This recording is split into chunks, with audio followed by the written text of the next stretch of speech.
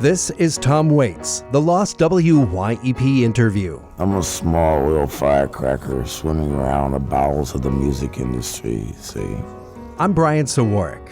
What you're about to hear is a 1976 interview with singer-songwriter Tom Waits, conducted by 3 WYEP DJs at a restaurant in York, Pennsylvania.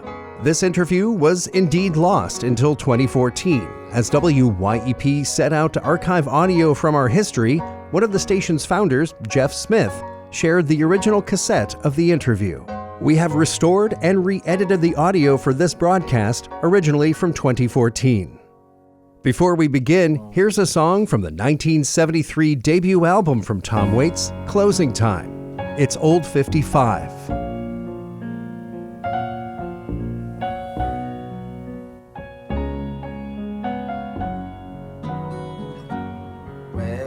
Time went so quickly, I went lickety-splickly out to my old 55.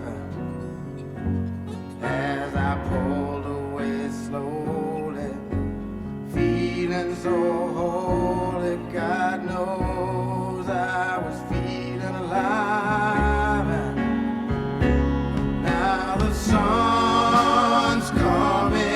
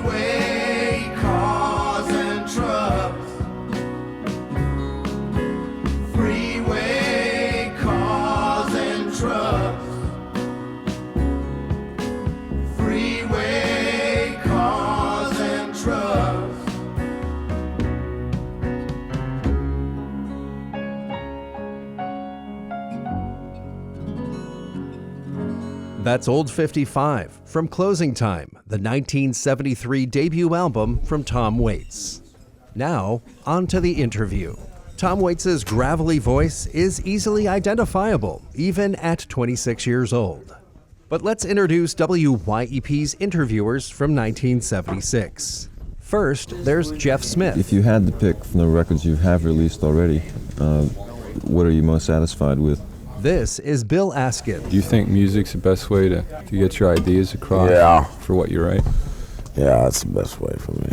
And the guy with the English accent is Mal Redding. We better set the scene for this interview and tell our audience that we are in a restaurant in York, PA, and it's about 1 o'clock in the morning. It's commonly referred as Ho-Jays or Howie's. This is a Howard Johnson's restaurant where for $1.99 you can get all that you can stand, and we enjoy eating here whenever we have a chance. Like, we go out of our way just to come here.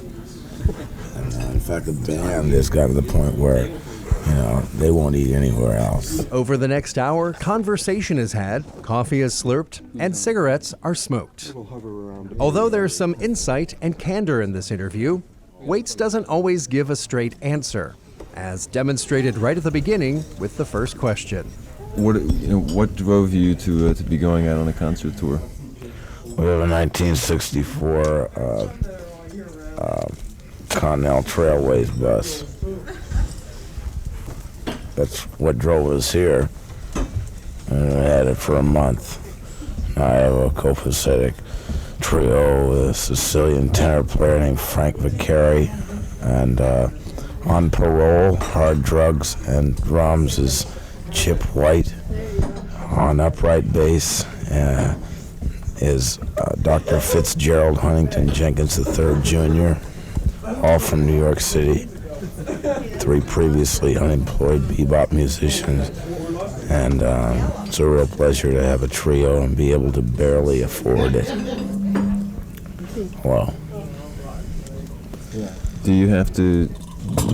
You're supporting them independent of what concert you paying their child support, alimony, rent. Did you start with them in New York then, or did you meet them in Los Angeles? No, in New York. I flew to New York to find a trio. It's hard to find style and players I was looking for in L.A. Los Angeles is full of Laurel Canyon country music musicians. I had a hard time finding what I wanted. It's hard to find an upright bass player. Do you get the same kind of response in audiences on the East Coast as on the West Coast? The response ranges anywhere from indifference to blatant insubordination, hostility, to a very warm club feeling I get primarily in Philadelphia. You're listening to a WYEP interview with Tom Waits from April of 1976. I'm Brian Sawarek. In March of 1976, only a few weeks before this interview was recorded, Waits performed a number of concerts at the University of Pittsburgh with poet Charles Bukowski as his opening act. One of the interviewers, Jeff Smith, asked Tom Waits about the Pittsburgh performances. You played in Pittsburgh, I guess, about a month ago. What did you feel about that concert set there? You played 4 concerts in 2 days.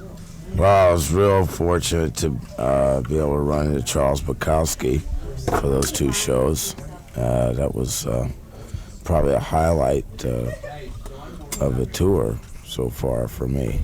I mean, as far as ending up, running into somebody that you admire and enjoy playing with. I've seen him in L.A. He's certainly a pioneer, contemporary poet. He's on Black Sparrow, and I've been reading him for a long time, and I've seen him in clubs in L.A., and it was... How old are you, Tom? 26. Was born at a very young age in the backseat of a yellow cab in Murphy Hospital parking lot. So I was named after a cabbie, and I had to make decisions very early. I had to pay $1.85 on a meter, first thing, So I grew up very fast. So you can tell you're really dealing with a tough customer here. Let's go back to what you were saying about Charles Bukowski. More particularly, let's talk about poets like him. Can you tell us about some other poets like him that you respect and admire? I don't know. It wouldn't mean anything. The names wouldn't mean anything. I think a lot of people that have read Charles Bukowski know you as well, so there's the same kind of appeal, in a sense. I don't know. I was never aware of that until we played in Pittsburgh, you see, and that's why it was such a good bill. I don't, in any stretch of imagination, consider myself the caliber or in any, league that he's in as a writer and a performer as well. He's an entertainer, for Christ's sake, which is what you don't get with most people who call themselves writers and poets. But, I don't know if this question has been asked before, but do you see yourself as a kind of 1970s beat poet? Well, beat conjures up all kinds of strange ideas like Maynard G. Krebs and Route 66 with George Maharis and Marvin Milner and The Subterranean starring George Papard and Leslie Caron and Roddy McDowell and but a beat, beatific, beatitude, beat up, beat down, brown beat bag was popularized by Jack Kerouac in the 50s. He was considered a beat writer and started something called the Beat Generation. It was like a group of misfit writers that broke off from the literary community in New York and San Francisco.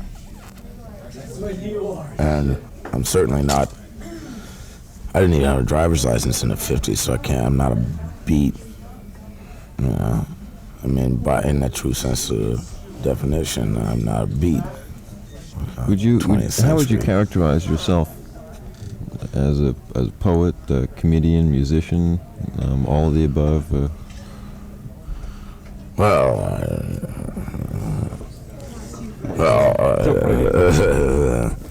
I'm kind of a curator. I'm kind of a collector, and I'm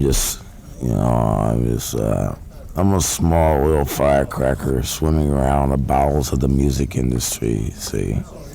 And, How did you come to cut your first record? Ran into this guy downtown Los Angeles, and he exposed himself. And then it turned out to be Herb Cohen, and who was also in his spare time was also a manager, business manager for Frank Zappa and the Mothers of Invention, and so I paid his back rent and got him off Absorbine Jr., and we started to have a working relationship together, and so the rest is history. What can I say? You traveled with Frank Zappa and the Mothers for a while? Yeah, those were days. I did 3 tours with Frank. It's when he had Tom Fowler, Ruth Underwood, Napoleon Murphy Brock, George Duke, and Ralph Humphreys and Chester Thompson, and we did all over the place. In fact, we were in Rochester to I played all over. Each night was an experiment in terror. It was an experiment in bad booking,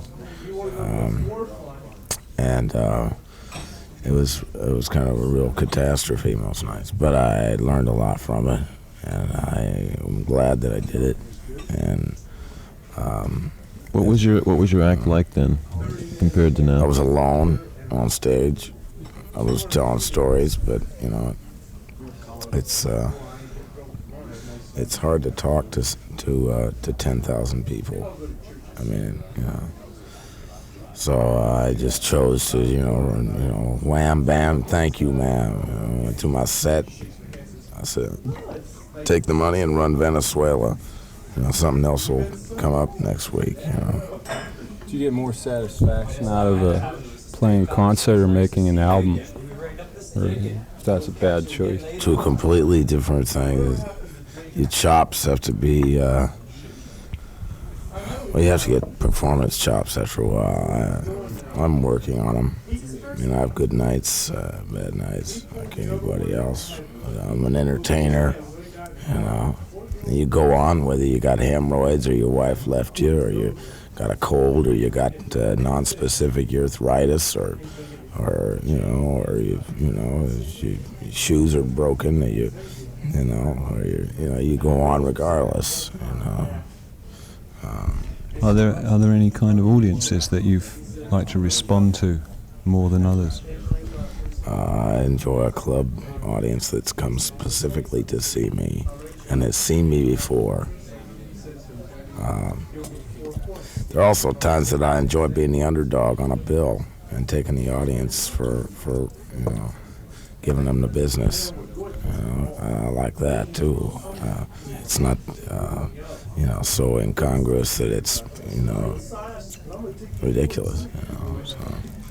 Well, I guess I'd like to know what you mean by giving people the business, but I'd also like to know how you came about developing essentially your show that you're doing now. You've been doing that show for about a year or so? Yeah, right in there. Well, I've been, since I've been telling stories and everything on stage. Just it finally just evolved and started to consolidate and coagulate recently to where I began to think about working with a trio on stage and having them to add another dimension to what I'm doing, and also create a nightclub mood for me to be able to stretch out in. So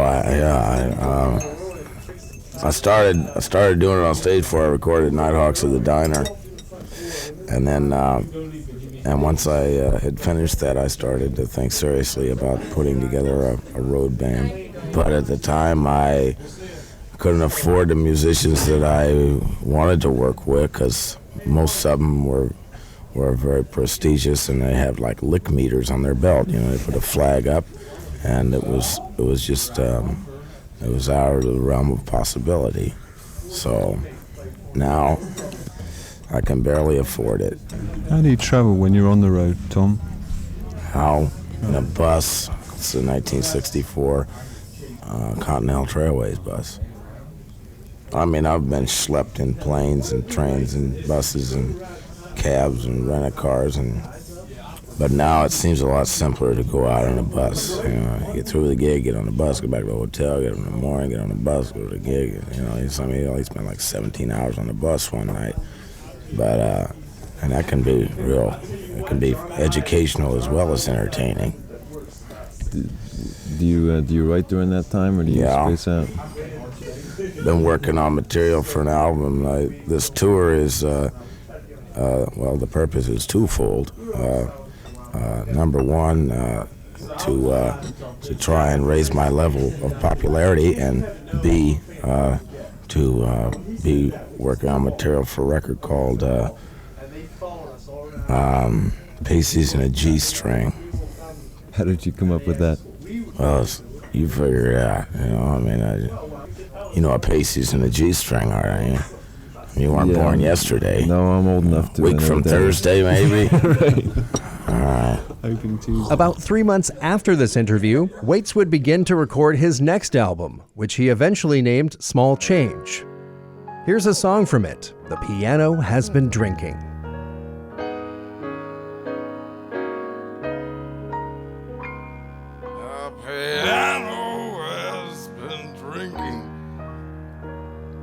My nectar is asleep, and the combo went back to New York.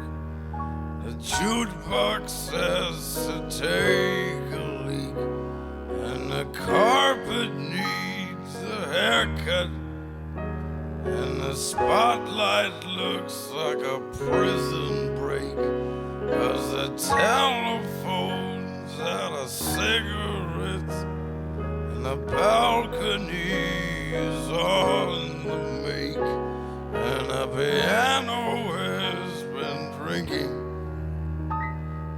piano has been drinking, and the menus are all freezing, and the light man's blind in one eye, and he can't see out of the other, and a piano tuner's got a hearing aid, and he showed up with his mother, and a piano has been drinking, the piano has been drinking, as the bouncer is a sumo wrestler, cream puff Casper milk toast, and the owner is a mental midget with a IQ of a fence post, 'cause the piano has been drinking, the piano has been drinking, and you can't find your waitress with a Geiger counter, and she hates you and your friends, and you just can't get served without her, and the box office is drooling, and the bar stools are on fire, and the newspapers were fooling, and the ashtrays have retired, 'cause the piano has been drinking,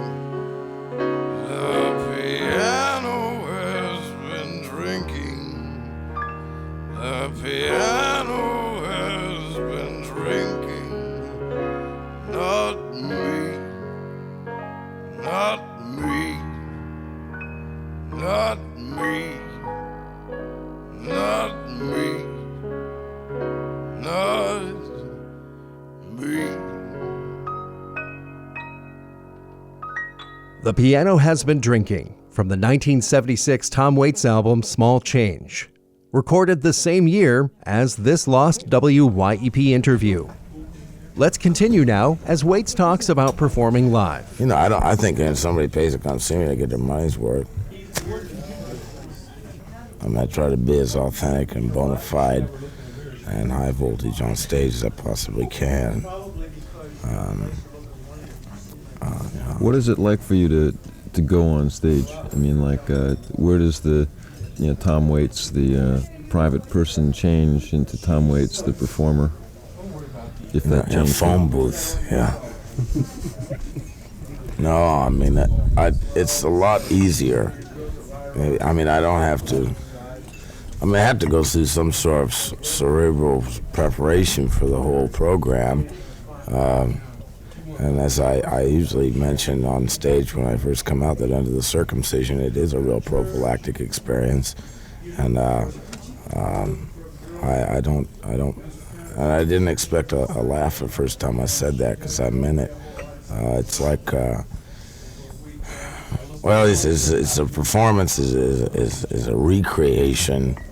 I mean, all these things have been said before. I mean, it's a cliche, really, but there is. I mean, it is a. You do become a caricature of yourself and exaggerate things about you in order to make it educational and entertaining and palatable for a general audience, and as a merchandisable commodity as well.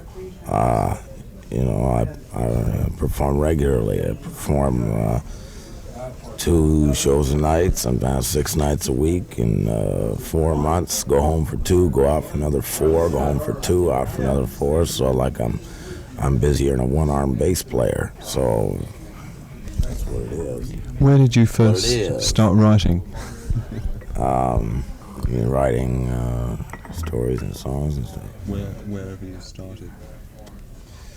I don't know. I mean, it wasn't it.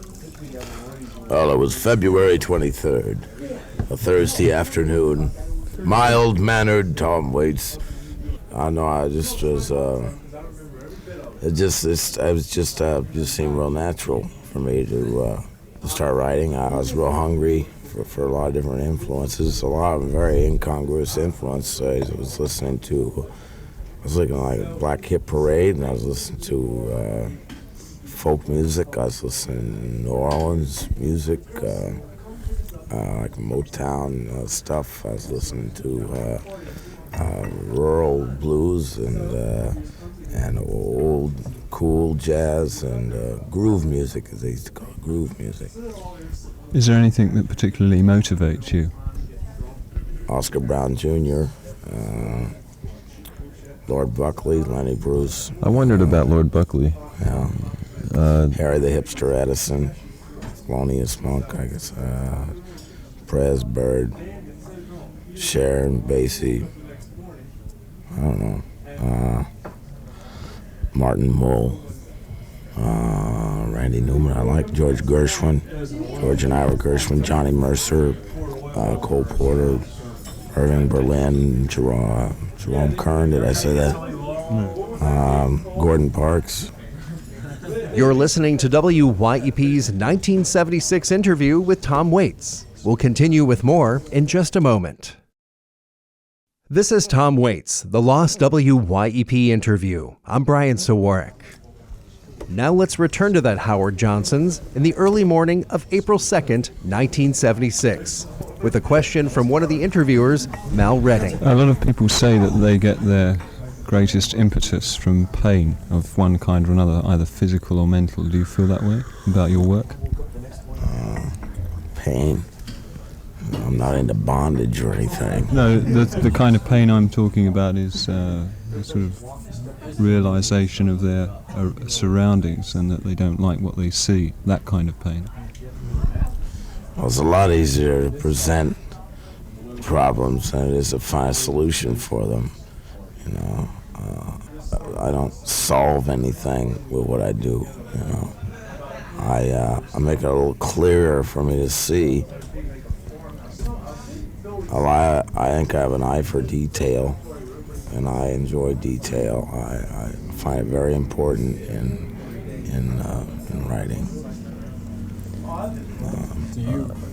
Do you think a major part of your music is reflecting back to people, the ordinary things they do every day and the ways they do them that they don't realize? I mean, as you travel around, do you change your performance, say, to show people what you see in them as you're running into them for the first time? There's some of them are travel logs of things that I've seen while traveling, and I'm not any different than anybody else, you know. I mean, I probably don't live any differently than you do, except that I'm on the road so often. But when I'm home, I live in a apartment, you know. You don't live in Hollywood or in the... Yeah, and I drink whiskey and hang around, work on my car, and get thrown in jail and get in trouble with women all the time, and I'm very irresponsible while at home, but out here, I'm very responsible. Just ask John. I'm what holds this group together. Very responsible when he's on the road. Other than this morning. Can you tell me what it is to hold the group together? Follow that up. It's like it's very important. I mean, it ain't the money. A lot of times it's not even the music, you know, the gig itself. It's the time you spend hanging around. You know, you're on stage for like maybe 2 hours a night, and the rest of the day and night you end up hanging out together, and you have to. It's very hard to find the right consistency or the right biology, or you know, for a group. I was just lucky. This is Tom Waits, the Lost WYEP interview. Back to 1976 now. The conversation continues with another question from Mal Redding. Do you have any fears that perhaps if you gain that much popularity, you won't be heard anymore? I won't be heard? What do you mean? Well, Do you not think that people that become very popular cease to be unique anymore? I don't know. I'm not worried about it. Not a household word. I'm not worried about it. I mean, it's not anything that really I concern myself with. Just trying to keep one foot in the street right now. Is it hard to get into the music business? Well, it depends on what what you want to do. I mean, there's janitors and cooks, waitresses, booking agencies, road crews, sound men. I mean, it's a wide open field, and with chance for promotion. It's like success without college. I meant to, more specifically, is it hard for you? Was it hard for me to get into the music business? It took a long time. I had to do a lot of research, just mainly from watching people. But you get to the point where you really have to dive in. So after that chance meeting, if that in fact was a true story, I mean, that was a random occurrence, more or less, and you've been striving into music since then. In other words, you've been working at it since then, but before that, you weren't really working at it. Before that, I was trying to hold down jobs, and also were you writing music interest. Then? Before I recorded, yeah, I was writing music. Yeah. Was it different than what you're doing now? I was learning. I was woodshedding, and I was.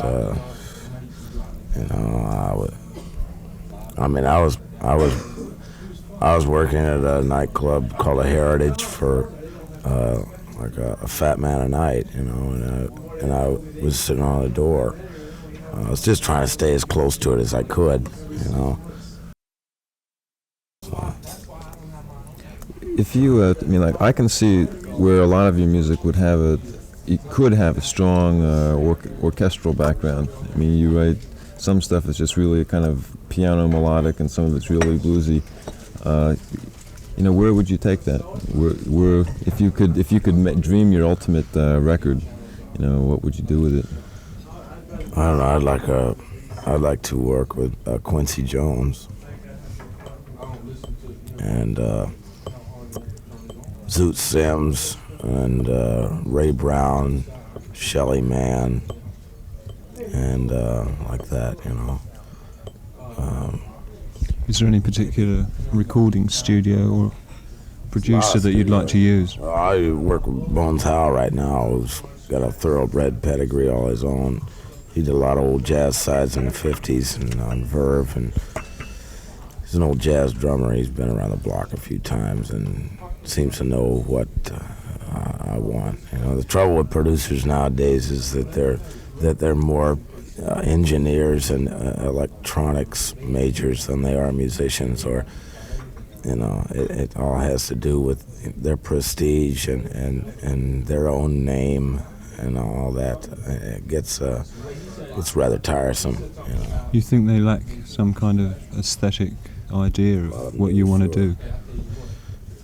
Problem with finding a producer, you just got to find somebody you can conveniently and comfortably hang out with. And that's the end of Side A of this 1976 interview with Tom Waits.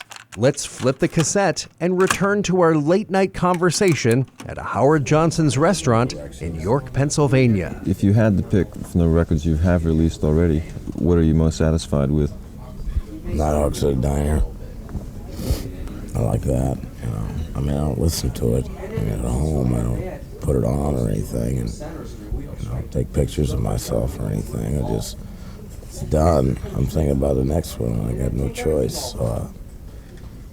But it was exciting to work on it because the whole thing just started as an idea, and we had to create a reasonable facsimile of a nightclub in Los Angeles and put tables and chairs and booze and a stripper and an audience and a trio and a producer, and the whole thing was a big project. You say you did this when you recorded it? Yeah. That's how it was recorded. Was it a totally staged thing, or did you just like have a club night or nights? That was the whole idea, to try and set up an atmosphere where I'd feel comfortable and almost and be able to forget that I was in a studio, you know. And it worked, I think, because I was real nervous about it. I said, we could find a club, we'd be in a hell of a lot better shape. We couldn't find a club because I had an option at a Troubadour, another club in Los Angeles, and I couldn't really perform anywhere except there. And it's just lock, stock, and bagel just wouldn't work out because it was just too much red tape. So I confess that I just can't remember the name of the song, the one about the scrambled eggs and... it's called Eggs and Sausage. Eggs and Sausage, yeah. Could you talk about that song a bit? You know, what I like that song a lot lyrically. I like it very much. So many of your lyrics really stand alone. I read a Putnam County, it was in a magazine, and you know, if somebody didn't tell me you made a song out of it really stands on its own. Do you think music's the best way to get your ideas across for what you write? Yeah, that's the best way for me. Putnam County was, started off, I was in Chicago, I was talking to Johnny Barnett, and he told me about this place called Putnam County where he spent some time there. In fact, he said he spent a whole year there one night. And it's one of them tired little towns where the main drag is a transvestite, the average age is deceased, and everything is just about as exciting as watching paint dry. And so you sit around, down by the, goddamn by the mobile station, drink Coca-Cola, and nobody really works. They raise their own food, sit around, get drunk, and talk about stuff that happened 10 years ago. And tired little town, and so he just told me about it. And in fact, he went there. He was Johnny Barnett from Chicago. He had a real short little segment in that movie Nashville. He sang a song called "My Baby's Cooking in Another Man's Pan," and it was like going on in the background while another scene, heavy scene, was going on in the club. It was filmed the Exit Inn in Nashville, and so when he went, he had some polyps or something on his vocal cords. He had to go to Putnam to recoup, and he went with a buddy of his who was from there. And when they got there, the guy had called ahead and said, John Barnett, man, he's in Nashville. And when they got there, the local newspaper had headlines: "Star of Nashville, staying in Putnam." The headline with big stars on it and a big bold print and all that, And he was like a celebrity for a week, so he enjoyed being there. And he had a real small part, the way they blow things up, But anyhow, he told me about Putnam. So I was in Boston in a bar, and I just started writing, I just had my own idea of what it was all about. So I wrote it from imagination, you see. So it was like the whole creative process is experience, imagination, neurosis, psychosis, and all that stuff, So I just put it all in there. I mean, I've been to places like that, but I've never actually been to Putnam County. But I can take people there. I guess things were always kind of quiet around Putnam County. Kind of shy and sleepy as it clung to the skirts of the two-lane that was stretched out just like an asphalt dance floor, where all the old-timers in bib jeans and store-bought boots were hunkering down in the dirt to lie about their lives and the places that they'd been. And they'd suck on Coca-Colas and be spitting days' work until the moon was a stray dog on the ridge, and the taverns would be swollen until the naked eye of 2 a.m. And the Stratocasters slung over the Burgermeister beer guts, and swizzle stick legs jackknifed over Naugahyde stools.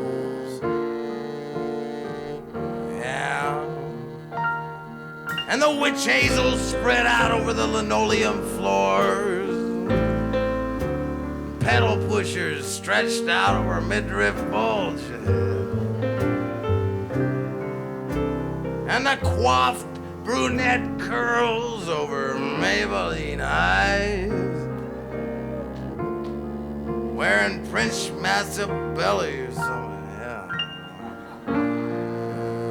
Estee Lauder smells so sweet. And I elbowed up at the counter with mixed feelings over mixed drinks.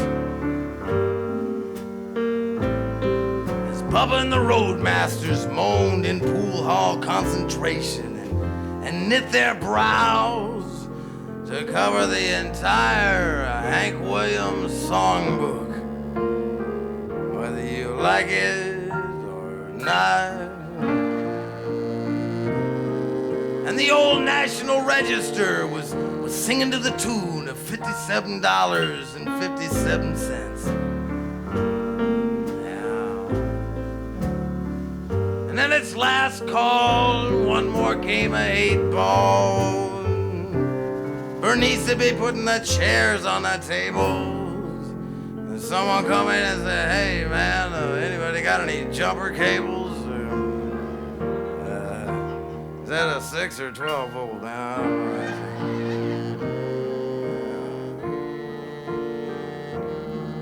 Yeah. And all the studs in town would toss them down and claim to fame as they stomped their feet. Yeah, boasting about being able to get more ass in a toilet seat. And the GMCs and the straight 8 Fords were coughing and wheezing. And they percolated as they tossed the gravel underneath the fenders to weave home a wet slick anaconda of a two-lane. And tire irons and a crowbar's a rattling, with a toolbox and a pony saddle. Grinding gears and you're shifting into first. Yeah, and that goddamn tranny is just getting worse, man. With a melody of see you laters and screwdrivers on carburetors. Talking shop about money to loan and palominos and strawberry rolls.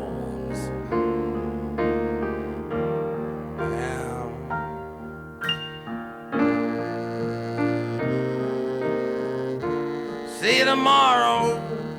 Hello to the missus with money to borrow and goodnight kisses. As the radio spit out Charlie Rich, man, and he sure can't sing, that son of a bitch.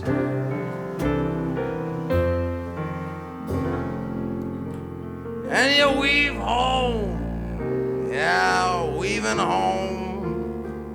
Leaving the little joint winking in the dark, warm, narcotic American night. Beneath a pincushion sky. It's home to toast and honey. Gotta start up the Ford. Yeah, and your lunch money's right over there on the draining board. And the toilet's running, Christ, shake the handle. And the telephone's ringing, it's Mrs. Randall, and where the hell are my goddamn sandals? What do you mean the dog chewed up my left foot? With the porcelain poodles and the glass swans staring down from the knick-knack shelf. Yeah.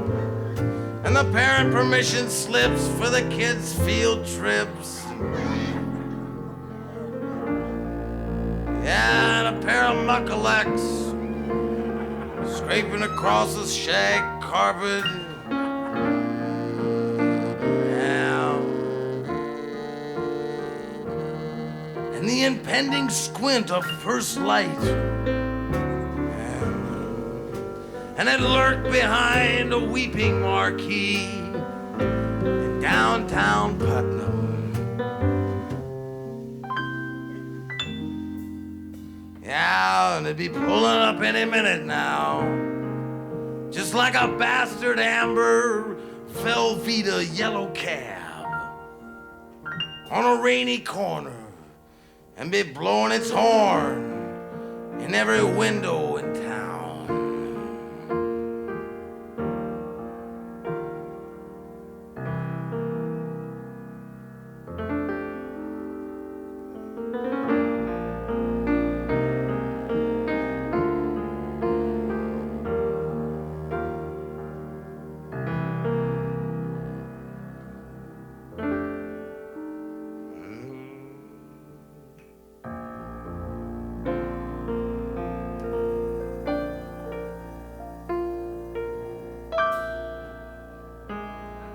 That's the song Putnam County from the 1975 Tom Waits live album, Nighthawks at the Diner. Now let's return to our interview recorded while Waits was on the road touring in support of the Nighthawks album.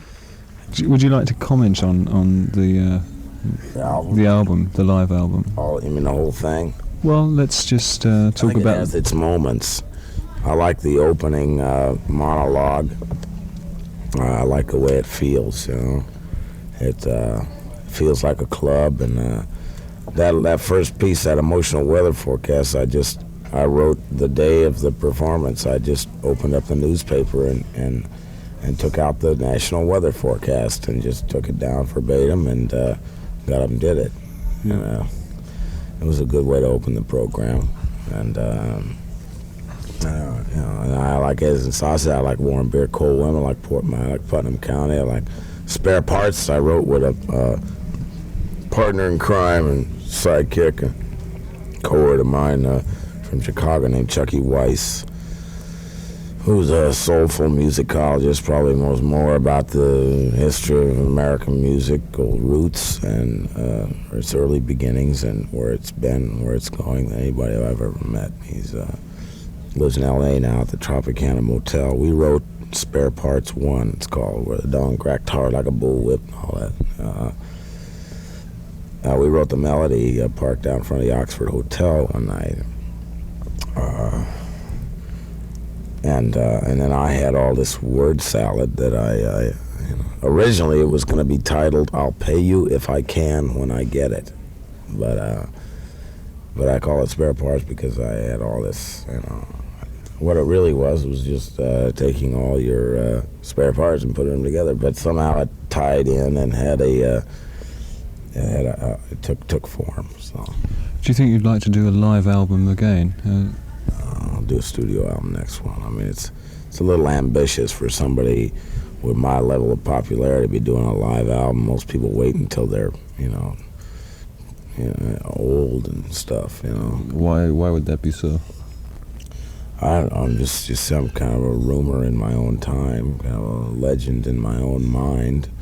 And most live albums are done just traditionally towards in the twilight of one's career.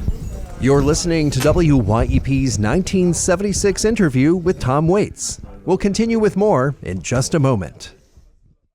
This is Tom Waits, the Lost WYEP interview. I'm Brian Sawarek.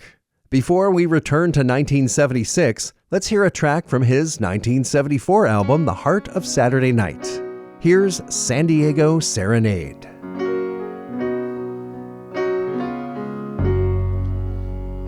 Never saw the morning till I stayed up all night. Never saw the sunshine till you turned out the light. I never saw my hometown until I stayed away too long. I never heard the melody until I needed the song.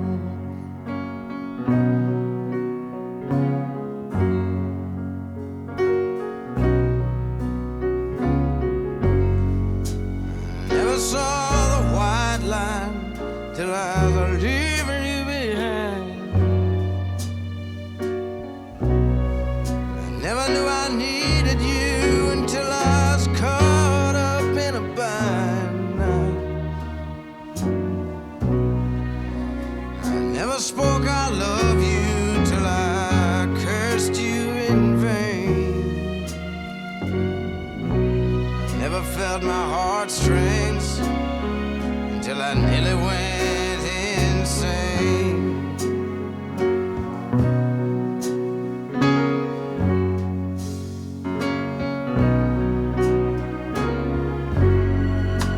Never saw the East Coast until I moved to the West. I never saw the moonlight until it shone off of your breast. Never saw your heart into someone trying to steal it away. I never saw your tears until they roll down your face.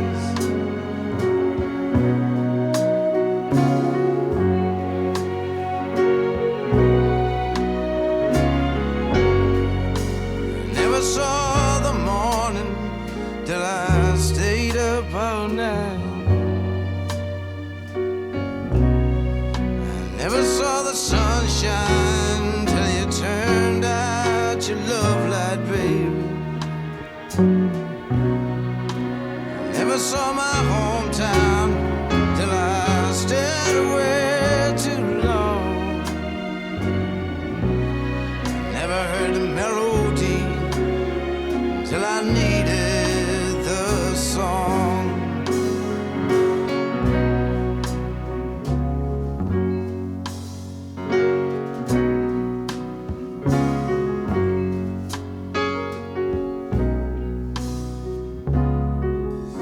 Tom Waits with San Diego Serenade from his 1974 album The Heart of Saturday Nights. Now let's return to the final part of the early morning conversation with Tom Waits, recorded by WYEP on April 2nd, 1976 at Howard Johnson's restaurant. What about the merchandising of material? I mean, like, now that you're in the music business and you're striving to get up there, what do you think of it? Or, how long can you... Business itself? And the business itself, and how long can you stay in it? I don't know. It's hard to say. The life of most popular artists is 10 years, maybe the most, and then you're gone. You're here today, gone tomorrow. The old cliche is still true. I'm optimistic at the same time. I'm gingerly feeling my way into it. I'm not going whole hog, and I'm sitting on top of the world or anything. Although friends of mine would give their left nut to be doing what I'm doing right now. I don't take it for granted, but at the same time, I don't. It doesn't blind me. Or anything. Because I understand it from the inside out now. It's nice to know that there's a chance that what I do on stage, on record, might motivate somebody to do their own. You talked about what you're doing at the moment is just keeping it together. Do you think some people lose sight of that and get bound up into the sort of fame and then come unstuck when they cease to be in the famous position? I'm not worried about it. I'm more concerned with my own integrity as a writer and being among my musical peers and my own community, being a little respect. Just a little respect, man. I get no respect at all. This is WYEP's Lost 1976 interview with Tom Waits. The conversation shifts now to a discussion on advertising, prompted by one of the interviewers, Bill Askin. Commercials amuse you? Some do, yeah. I think some are imaginative. I think some of those very, very creative people who work for advertising agencies. There's a very strange breed there, and a lot of them are highly imaginative. They're like that all the time. They live and breathe advertising. How do you deal with advertising yourself? Well, I do it by staying on the road 8 months out of the year. Record companies, what they do, there's nothing sacred when comes down to advertising, because what they do is they grab hold of anything that they possibly can that they might be able to put into 2 lines that would describe you and set you up as a product, and they merchandise you much in the way they do cream corn or Folgers coffee or Smirnoff vodka or bathing suits or brassieres. I mean, it's So do you feel? I'm just as much a victim of that type of advertising as anybody else. Sure. Do you feel you'd like to have more personal participation in how your advertising is going on? Well, I can't be there all the time. I mean, most of it has to do with press, and most of that I do that all myself. You see, so I talk to a lot of newspapers, I talk to a lot of magazines and radio, but it won't really put you on easy street when you get down to it, because you do an article in Missoula, Montana, and they give you a whole page, and hell, they don't know from you in Madison, Wisconsin, so it comes down to having to get some sort of national coverage, like Eyewitness News or something like that. You're listening to WYEP's 1976 interview with Tom Waits. Although considered lost for many years, it was rediscovered in 2014, and we created this program from the original cassette.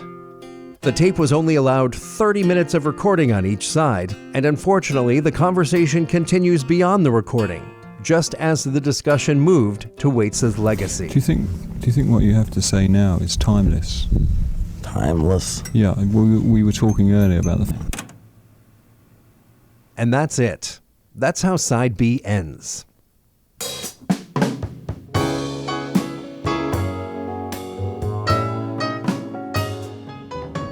You've been listening to Tom Waits' The Lost WYEP interview.